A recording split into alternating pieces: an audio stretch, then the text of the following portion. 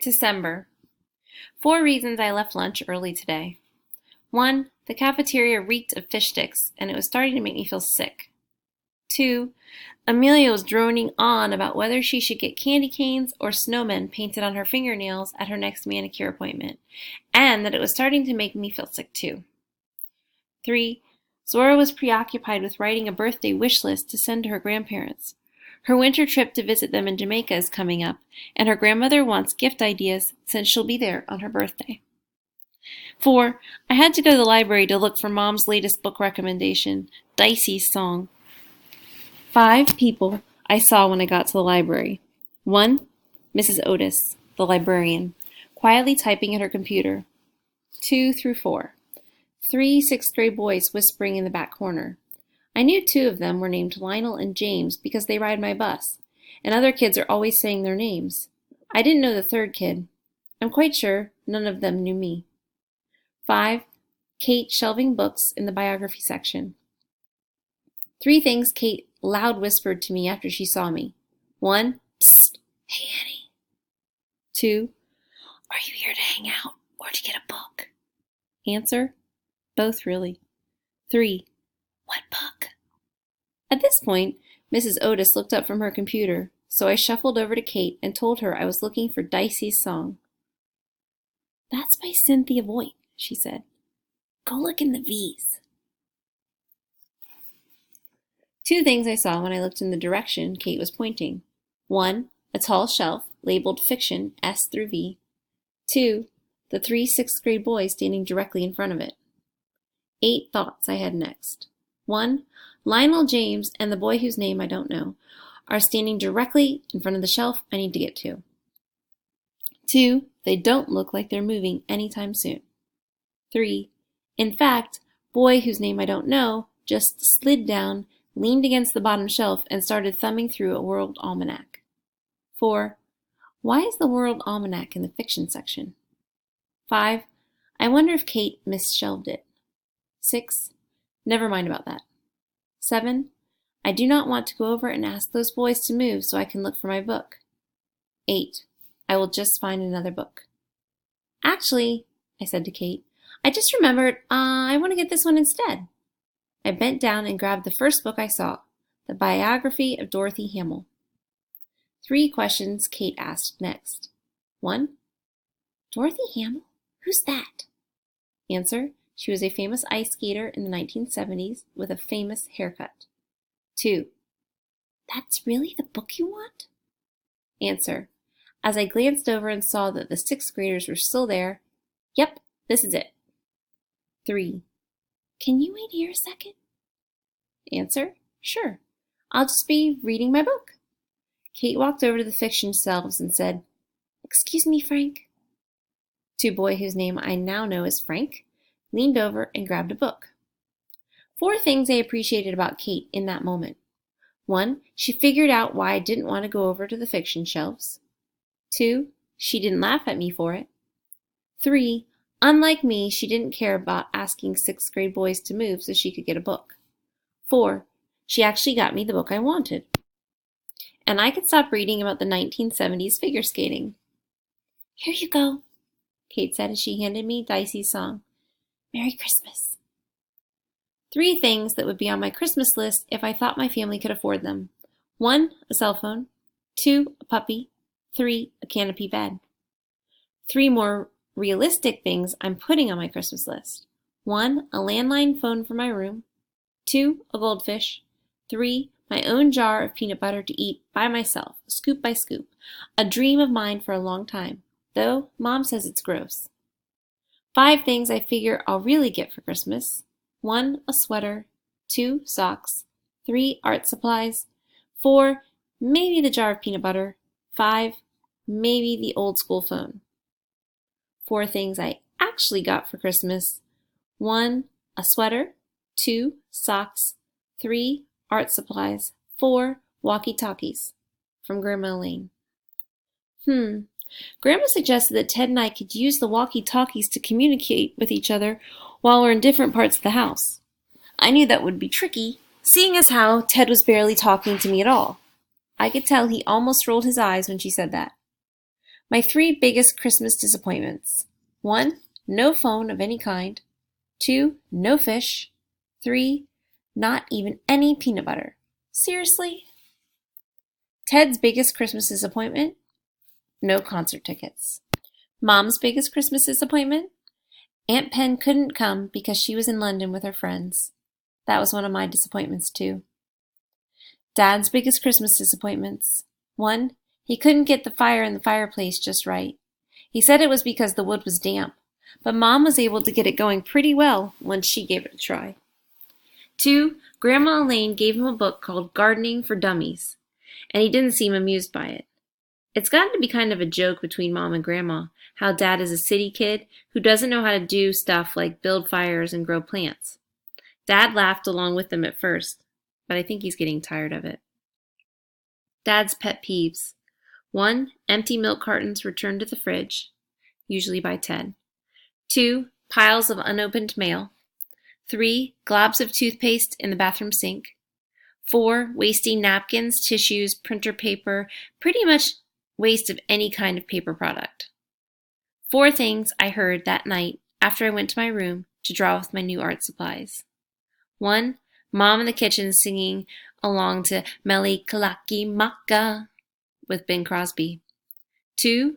Dad crumpling up newspapers to put under the logs in the fireplace. 3. Ted playing drums upstairs. 4. A break in the drumming, then a staticky sound on my walkie-talkie, followed by, "Annie, can you hear me?" It was Ted. 3 things I learned after I told Ted I could hear him. 1. Ted is more interested in the walkie-talkies than he first let on, or he's just bored enough to give them a try. 2.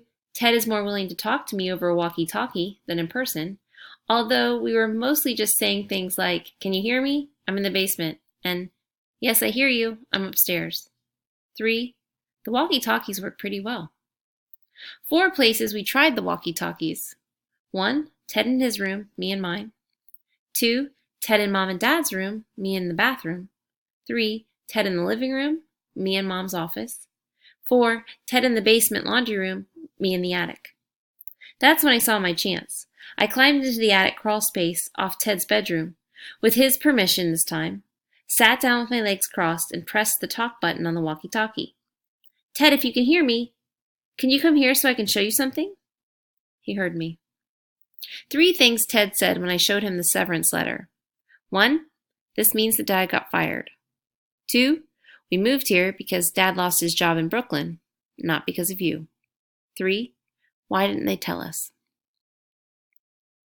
"So it wasn't because of me blabbing to Mr. Lawrence?" I asked him. Ted looked down at the letter again. "No," he said. "Actually, this letter was sent in February, and you didn't talk to Mr. Lawrence until May. Dad wasn't working at all for 6 months. No wonder they've been even weirder than usual about money." 5 things Ted and I said in our Christmas email to Aunt Pen. 1. Merry Christmas. 2. We miss you. 3. Did you know Dad lost his job in Brooklyn? 4. Why didn't they tell us? 5. What do we do now? I asked Ted if he thought we should tell Mom and Dad what we found. He said he wasn't sure, and that if they didn't tell us, there must be a reason they didn't want us to know. So we waited to hear back from Aunt Pen. 5 things Aunt Pen said in her December 26th email back to us. 1. Merry belated Christmas to you too. 2. I've tried to call you yesterday, but I have a spotty service here. 3. Did you know today is called Boxing Day in England? 4. I miss you guys too. 5. About the job, like I said, I think you should talk to your parents. I said that meant we were back to square one. Ted said not really, and that if Dad hadn't lost his job, Aunt Pen would have told us we were being ridiculous. Her saying, "You should talk to your parents," pretty much meant we were right. So are we going to talk to them? We still aren't sure. 3 reasons Ted says he's not sure we should ask Mom and Dad about the letter. 1. They might just be mad that we looked through the papers. 2. What difference does it make? It's not like this will make them move back to Brooklyn. 3. If they'd hide something this big from us, I don't know if I feel like talking to them anyway. 2 reasons I'm not so sure about asking them either. 1. Same as Ted's first reason. What if we get in trouble for snooping? 2. I'm afraid that we're wrong. I'm afraid they'll say our move has nothing to do with Dad's job and that I really was the only reason we left Brooklyn. I'm starting to feel more and more on the edge every time I'm around my parents. Maybe because I'm irritated at them for keeping something from us. Or maybe because I'm afraid they're trying to protect me from truth I don't want to hear, and maybe a little of both. Either way, winter break is the worst time to feel like you want to get away from your parents because you're pretty much trapped with them for days on end. 5 things I've done during the rest of winter break while trying to avoid Mom and Dad. 1. Hold up in my room and knit more of the scarf Aunt Pen helped me start at Thanksgiving. 2. Played video games with Ted in the basement. 3. Watched too much TV for my mother's comfort. 4. Knocked icicles off the gutters with a broomstick, a surprisingly satisfying activity. 5. Written letters to Millie. 6 things I've told Millie in my letters. 1. Mr. Albright doesn't give too much homework, and on Fridays he gives assignments like bake cookies or hug a tree. 2. I haven't seen any new movies because the movie theater here doesn't get anything until it's been out forever. Snorburger. 3. Our house is on a hill, and when it snows, we can sled in the front yard as long as someone stands in the street to make sure no cars are coming. 4. I miss our favorite pizza place in Brooklyn. The pizza here isn't nearly as good. Too much tomato sauce, and the crust isn't thin enough. 5. I miss the drugstore on the corner, where the owner always gave us free lollipops. 6. I miss her. I don't know why I haven't told her anything about the severance letter, or Ted's and my new theories about the move. If we still lived in Brooklyn, I would have told her right away. Something about not being around someone every day makes it hard to explain the things that worry you. 4 things Millie has written in her letters to me. 1. She got a hamster for Hanukkah. 2. She went shopping in Manhattan with her mom and they walked back across the Brooklyn Bridge because the subways are all messed up and it was freezing. 3. All the 5th graders are going camping at Bear Mountain at the end of the school year. 4. There's a new kid in school from France. Her name is Juliette. She is cool. I want to know more about this cool French Juliette. Was she the one of the fork, knife, and spoon trio on Halloween? Is she going to be Millie's new best friend now? If Millie is going to have a different best friend, who will be mine? 4 thoughts on best friends. 1. They can make you feel safe, like you always have someone to hang out with no matter what. 2. They can make you feel lonely if you suddenly find yourself without them. 3. Maybe it's okay not to have a best friend, or to have more than one best friend. 4. Maybe you can't get everything you need from one person. January. 9 reasons I was late to school on the first day back from winter break. 1. We got a phone call in the morning that the school buses were running late because of icy conditions on the roads. 2. I thought that meant I could take my time getting ready and maybe even go back to bed for a while, but Dad said no. He would drop me off on his way to work. This was annoying because I was actually really looking forward to riding the bus. Have I mentioned that I was ready for some space from my parents? 3. I couldn't find my water bottle. 4. Mom, who usually helps me find stuff, was on an early conference call with a client and said she could only interrupt her if I was there on an emergency. 5. Dad said a missing water bottle didn't count as an emergency, so he filled an old water bottle and put it in my lunchbox. 6. The cap on the old water bottle was loose and it leaked all over my backpack. 7. Dad spent about 3 hours looking for his ID badge for work. Okay, it was more like 10 minutes, but it felt like 3 hours. 8. When we got outside, it was so cold that the car wouldn't start. 9. When Dad finally got the car started after 5 tries, he realized he'd forgotten his coffee, and he had to run back inside to get it. He came back out just as the bus was passing our driveway. We wound up behind it for most of the drive. I stared out my window as the kids on the bus made stupid faces at us and wrote with their fingers on the steamed-up windows. By the time we got to school, I wasn't speaking to Dad. Not that he cared. He was grouchy too, grumbling about how he'd never had to worry about starting the car on cold days in the city. And I was feeling very ready to be around people outside my family again. 5 things that actually made me feel worse once I was at school. 1. Zora told me Mrs. Martin, the bus driver, had given all the kids Hershey Kisses she had left over from Christmas. 2, Amelia said, Zora, let's show Annie our watches. And she took Zora's left wrist and thrust both their arms toward me so I could see that they had matching watches with lines of little pink elephants marching across the green wristbands. 3, Amelia added, this was my Christmas present to Zora. My parents got me one too. Elephants have been our favorite animal forever, right, Z? Zora gave a quiet nod, but she looked a little embarrassed at the way Amelia was making a big deal about the watches. 4, without thinking, I said, really? Elephants? I thought cats were Zora's favorite. Zora said, they are, but I liked elephants when I was little. Amelia looked me straight in the eye and said, we both have always loved elephants. 5, at lunch, while Zora was still waiting in line for food, Amelia pulled a postcard out of her backpack and said, you guys have to hear this note Zora sent me from Jamaica. She's so funny. She started to read. Dear Amelia, thank you so much for the elephant watch you gave me before I left. I love it. I packed it in my trunk so I could bring it to Jamaica with me. Love, your best friend, Zora. What's so funny about that? Kate asked. Don't you get it? Amelia said, like Kate was an idiot. It's an elephant watch, and she packed it in her trunk? Oh, okay, Kate said, throwing me a sidelong glance, but all I was paying attention to was the postcard, because as Amelia was sliding it back into her backpack, I caught a glimpse of Zora's sign-off. It just said, see you soon, Z. It did not say, love, your best friend, Zora. Amelia made that up. I know all this shouldn't have made me feel crummy, but it did. I had never known kids who gave other kids Christmas presents unless they were in the same family and their parents made them do it. It was like Amelia and Zora had this serious grown-up friendship. And why did Amelia lie about the way Zora signed the postcard? We already knew they had been friends practically since they were born. She didn't have to make stuff up to prove it. And 3 things at school that eventually made me feel better. 1, Zora bought shell bracelets back from Jamaica for me, Amelia, and Kate. Mine had a little dolphin charm dangling off of it.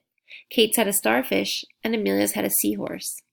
Maybe it was my imagination, but Amelia looked a little disappointed with hers. 2, during Mr. Albright's lesson on reflexive pronouns, he asked us which word was grammatically correct, his self or himself. A few minutes later, Kate passed me a piece of paper.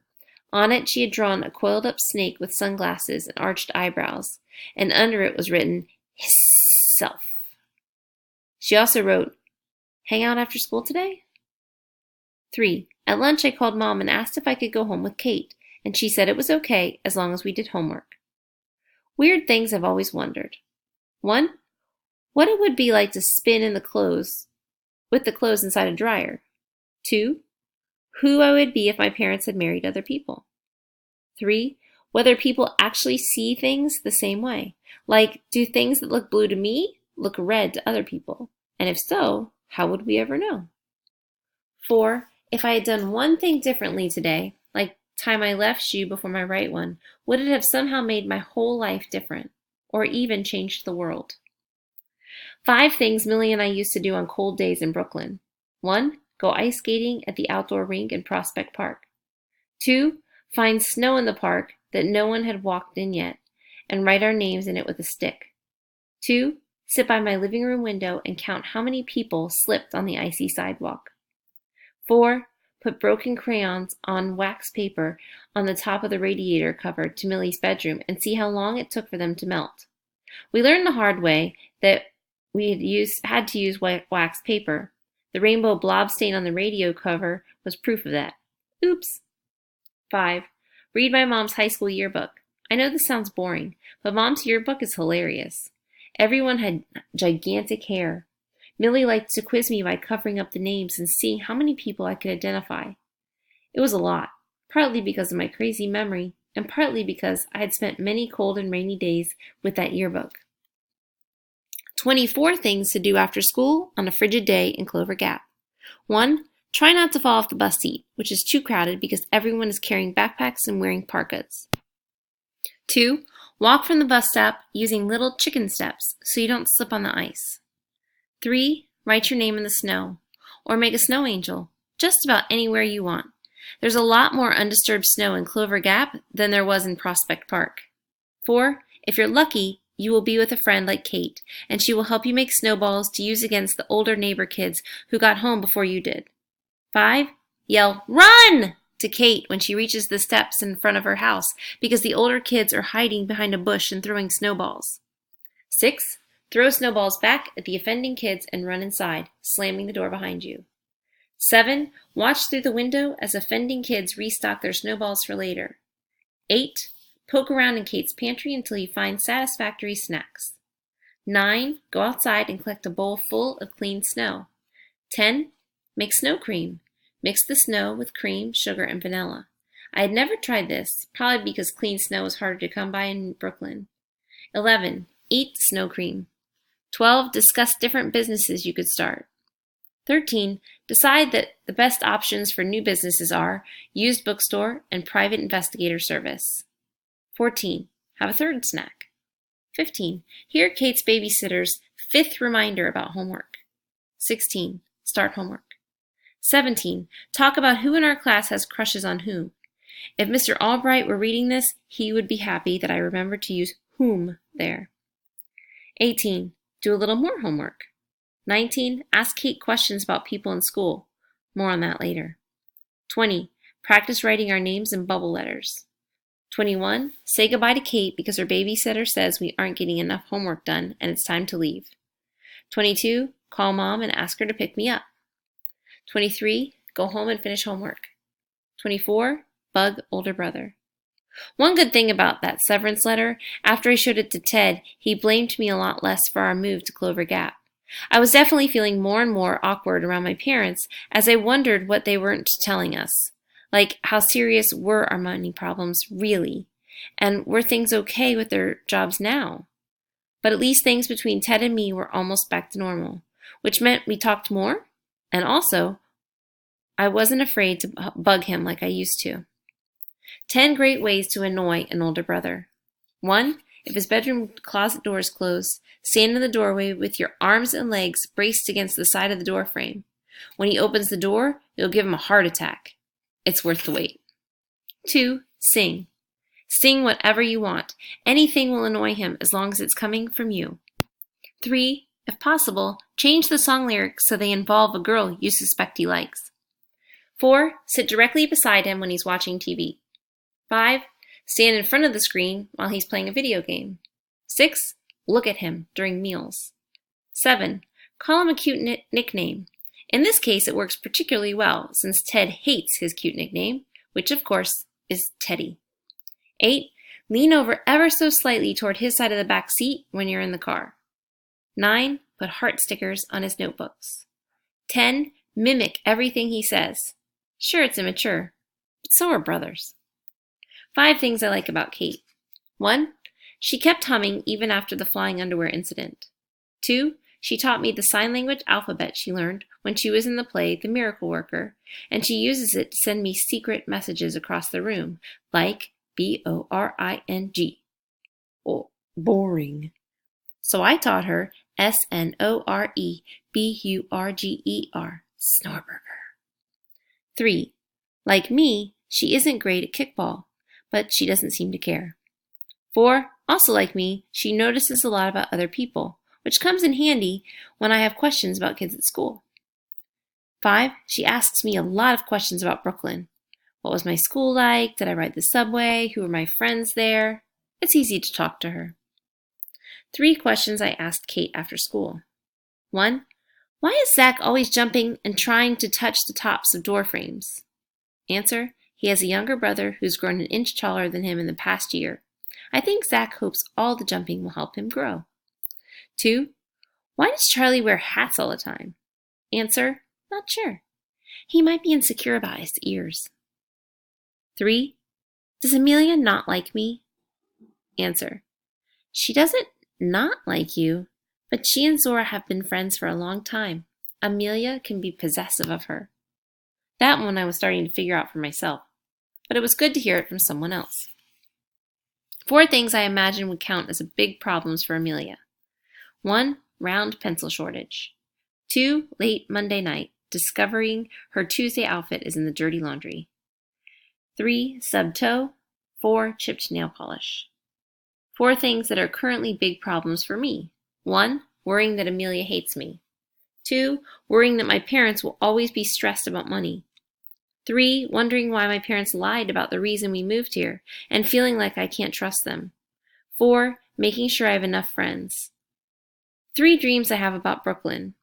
1. Discover a secret panel in my old bedroom closet that opens into a big house with a backyard.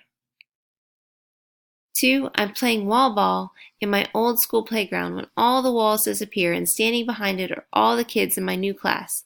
Also, the ball turns into a gigantic pair of underwear. 3. I'm having a fight with Millie. The fight is about something stupid, like who has more freckles, and it makes me feel so frustrated that I want to scream. When I wake up, the feeling lasts even though the dream is over, and I still feel mad at Millie for about half an hour. 5 things I miss about Millie. 1. The way she usually knew what I was thinking without me having to say it. 2. The way we passed notes to each other on pages of a marble notebook. When one notebook was full, we started a new one. We took turns keeping them when they were finished. 3. Her funny made-up words like now instead of no, or Vivi, which meant she was surprised. 4. She never minded that I was quiet. She said, "Quiet people are interesting." 5. She didn't think it was weird that I remembered everything about everyone. I have done pretty well with my vow to keep my observation and memory powers to myself here, but sometimes I forget. Like one day Amelia asked me if she could borrow a pencil and I said, "Sure, but I only have regular yellow ones." She asked me why that would matter, and without thinking I said, "Well, I know you only use round ones." "No, I don't," she said, her eyes getting narrow. Then she turned away and borrowed a pencil from Kate instead, a round one.